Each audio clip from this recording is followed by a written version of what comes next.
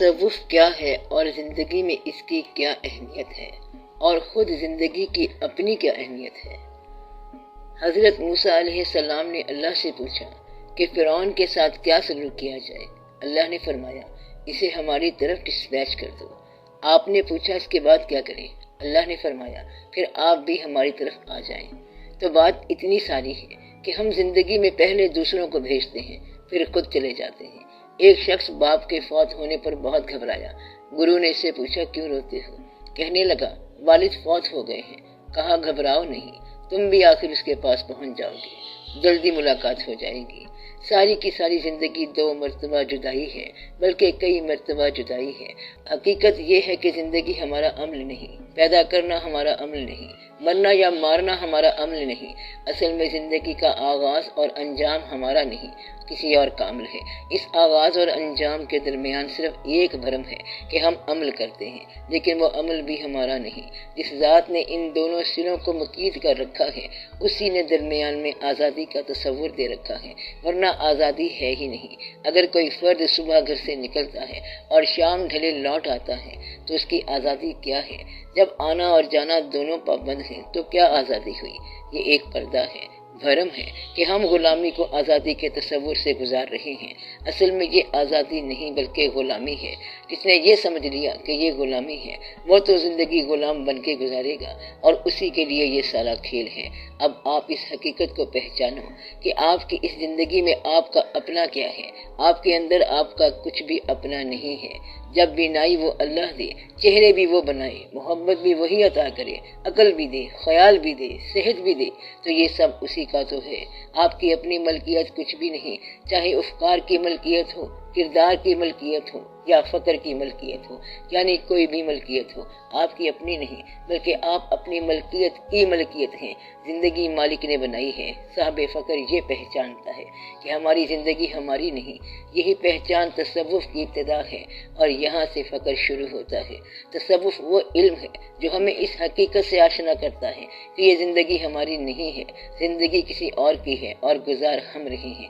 یاد کسی اور کی اور دل ہمارا ہو، چہرہ کسی اور کا ہو اور نگاہ ہماری ہو، تو پھر بات سمجھ آ جاتی ہے۔ بیٹھے ہم کہیں اور ہوتے ہیں، ہم سفر کسی اور کے ساتھ ہوتے ہیں، اور ہمارا خیال کسی اور کے ساتھ ہوتا ہے۔ ہم سفری کسی کے ساتھ ہوتی ہے اور انجام کسی اور کے ساتھ ہوتا ہے۔ ہماری زندگی آزادی کے تصور کے باوجود زیر انسان کے لیے آزاد نہیں۔ جب انسان سوچتا ہے اور یہ جان لیتا ہے کہ یہ آزادی بھی تو آزاد نہیں، تو پھر اللہ تعالیٰ اس کو حوصلہ دیتا ہے کہ اے انسانوں اور جنوں کے گھروں، نکل سکتے ہو تو نکل جاؤ آسمانوں اور زمینوں سے، مگر نہیں نکل سکو گے سوائے اس کی طاقت کے۔ اللہ نے جس کو طاقت دینا ہوتی ہے اسے طاقت سے پہلے تسلیم کا شعور دیتا ہے۔ اگر تسلیم نہ ملے اور طاقت مل جائے تو انسان فرعون بن کر مرتا ہے، یعنی طاغوت میں مرتا ہے۔ اس لیے طاقت کے نیک امیدوار تسلیم سے ابتدا کرتے ہیں۔ تسلیم کے بعد ملنے والی طاقت اللہ کی طرف سے ہوتی ہے، ہماری حاصل کی ہوئی اور اللہ کی دی ہوئی طاقت میں فرق یہ ہے کہ جب ہم تسلیم سے چل رہے ہوں تو یہ طاقت اللہ کی دی ہوتی ہے، اور جب کوئی اپنی طاقت سے چلے گا تو پھر انجام کار فرعون، شداد اور نمرود ہوگا۔ تو زندگی کے مختلف انداز ہائے ہستی میں سے ایک انداز تصوف کا ہے۔ جب یہ پتہ چل جائے کہ زندگی کی فی نفسہ کوئی اہمیت نہیں، تو جو علم یہ بات بتا رہا ہے اسے تصوف کہتے ہیں۔ تصوف انسان کی انسان کے ساتھ آگہی اور مخلوق کے حوالے سے خالق کی پہچان ہے۔ گویا تصوف وحدت سے کثرت اور کثرت سے وحدت کا سفر ہے، وگرنہ ساری زندگی اپنے پروگراموں پر چلتی ہے۔ مذہب یا دین اجتماع ہونے کا شعور ہے، یعنی جمعہ، عید، جہاد، قتال، شہادت وغیرہ، مگر تصوف کا کوئی فارمولہ نہیں، یہ محبت کے دریافت ہے۔ تصوف کا اگر کوئی فارمولہ ہے تو صرف اللہ کے فضل کا ہے۔ یہ فضل ایسے ہی ہے جیسے دریا پہاڑ سے چل پڑتا ہے، کسی فارمولے کے بغیر، کسی منشور کے بغیر۔ گزرگاہ نہ ملے پھر بھی چلتا جاتا ہے، اور پھر پیاسی ندی ساگر سے مل جاتی ہے۔ گویا کہ ایک پروگرام ہم رکھتے ہیں اور یہی ہماری غلط فہمی ہے۔ دراصل سارا پروگرام اللہ کا اپنا ہے، ہمارے پروگرام کا بھی پروگرام اس کا اپنا ہے۔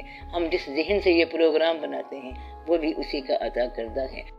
مکڑی جتنا ذہن لگا لے جالا ہی تو بنے گی، مٹی اگلے گی اور مٹی نکلے گی۔ جالا بنانے کا مقصد کیا ہے؟ مکھی کھانا، شہد کی مکھی نے ذہن لگایا، شہد بنا دیا، اب اس کو دیکھو کہ نگلا کیا اور اگلا کیا۔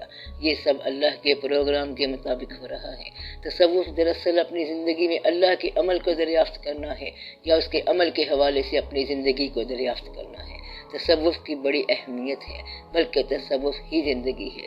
ہم تصوف کو اسلام کے حوالے سے دریافت کرتے ہیں اور اس کے اوپر جھنڈا اسلامی لگایا ہوا ہے۔ تصوف دراصل انسانی ہے، رحمانی ہے، ربی ہے، رب کائناتی ہے۔ اللہ آپ کا اپنا معبود ہے۔ آپ اللہ کی ایک صفت پر استحقاق رکھتے ہیں کہ وہ آپ کا معبود ہے، مگر اللہ ساری کائنات کا رب ہے۔ تو یہ جو تصوف ہے رب کا ہے۔ ہم نے اسے صرف اللہ کا بنایا ہوا ہے تاکہ ہمارا سفر ہمارے بزرگوں کے حوالے سے چلتا رہے، کیونکہ ہمارا درود شریف ہے اور ہمارے اپنے اسما ہیں۔ یہ سب اس لیے ہے تاکہ وحدت کے ساتھ امت میں ایک خیال لے کر چل پڑیں، اور وہ خیال ہے زندگی کا باطنی شعور۔ یہ جو باطن کا شعور ہے، اس کا کیا مطلب ہے؟ اور جس کو یہ شعور دینے والا پیر نہیں ملتا، اس کے بارے میں کیا حکم ہے؟ باطن کے شعور کا مطلب یہ ہے کہ وجود اور وجود کی وجوہات کو دریافت کیا جائے۔ وجود کا جواز باطن ہے اور وجود ظاہر ہے، وجود کا انجام باطن ہے اور وجود ظاہر ہے، وجود کا سبب باطن ہے اور وجود ظاہر ہے۔ گویا کہ اسباب، وجوہات، نتائج، جواز اور احساسات سارے باطن ہیں۔ ظاہر سے باطن کو دریافت کرنا بڑا راز ہے، اور اگر یہ سمجھ آ جائے تو تصوف ساتھ ہی کھڑا ہے۔ متلاشی دراصل خود کسی کی تلاش ہوتا ہے۔ اگر متلاشی کسی کی تلاش میں نہ ہو تو تلاش کبھی پیدا ہی نہ ہو۔ اگر آپ کو اپنی تلاش پر یقین ہے تو اس کا ملنا اور نہ ملنا دونوں بے معنی ہیں۔ تلاش فی نفس ہی انجام ہے۔ جن لوگوں کو اس بات کا یقین ہے وہ دعا کرتے رہتے ہیں کہ خدا کرے کہ یہ دکھ دور ہی نہ ہو۔ ہرگز تلاش ایسا مضمون ہے کہ متلاشی چاہتا ہے کہ ہمیشہ تلاش کرتا ہی جائے۔ یہ وہ سفر ہے جس کا انجام نہیں، یہ خود سفر ہے اور سفر کے بعد بھی سفر ہے۔ اس کا حاصل بھی سفر ہے اور انجام بھی سفر ہے۔ جنہیں راستے میں گرو نہیں ملتا، ان کے سفر کا خیال ہی گرو ہے، سفر کا ذوق ہی گرو ہے، سفر کی لذت ہی گرو ہے۔ ان کا گرو عشق ہے۔ عشق جب امام بن جائے تو اسے کسی اور امام کی ضرورت ہی نہیں۔ وہ شخص جسے بظاہر گرو نہیں ملتا اور وہ چل رہا ہوتا ہے، اس کی حالت ایسے ہے کہ میں چل رہا ہوں مگر فاصلے نہیں مٹتے۔ یہ حادثہ بھی میری زندگی میں ہونا تھا۔ یہ حادثہ دراصل اس کا شوق ہے۔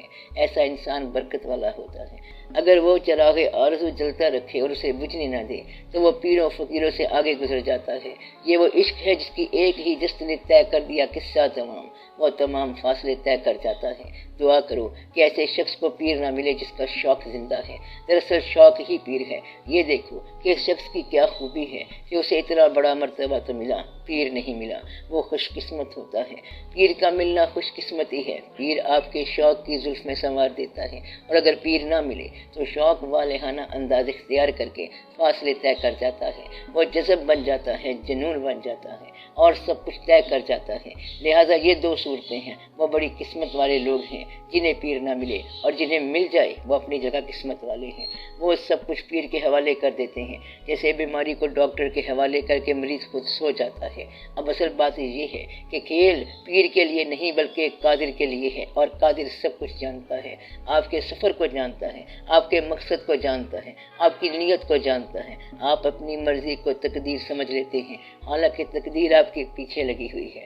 آپ نیکی بدی کا تصور خود بنا لیتے ہیں، حالانکہ نیکی بدی کا تصور اللہ نے خود بنایا ہوا ہے۔ مثلا آپ یہ کہتے ہیں کہ یہ بری بات ہے، مگر بری بات وہ ہے جس کو وہ برا کہے، اچھی وہ جس کو وہ اچھا کہے، گناہ وہ جس کو وہ گناہ کہے، اور خامی وہ جس کو وہ خامی کہے۔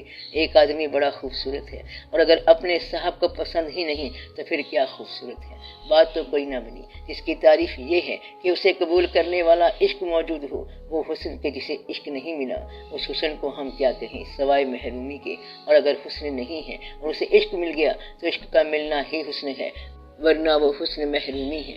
اگر محبوب کو طالب مل جائے تو وہ محبوب کہلاتا ہے، ورنہ محبوب کی اور کوئی صفت نہیں سوائے اس کی کہ کوئی چاہنے والا ہو۔ اگر کوئی چاہنے والا نہیں ہے تو کوئی کتنا ہی حسین ہو بیکار ہے۔ اگر آپ کے اندر طلب کی تمنا نہ ہو تو آپ کتنے ہی اچھے ہو جائیں بیکار ہے۔ گویا آپ کے اندر تضاد پیدا ہو گیا۔ تضاد کا پیدا ہونا دراصل محبت کی محرومی ہے۔ عشق خود ہی پیر ہے۔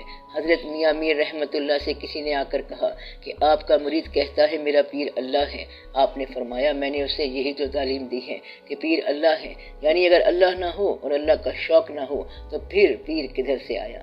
اگر آپ سفر کی بات چھوڑ کر انجام کا ذکر کریں تو پیر انجام ہے، وگرنہ تو پیر راستہ ہے، سفر ہے اور ہم سفر ہے۔ اصل مقصد اور انجام اللہ ہونا چاہیے، اس لیے بعض اوقات پیر کا نہ ملنا کوئی حرج کی بات نہیں، یہ کسی کا قصور نہیں بلکہ ایک طرح سے اس شخص کی خوبی ہو سکتا ہے۔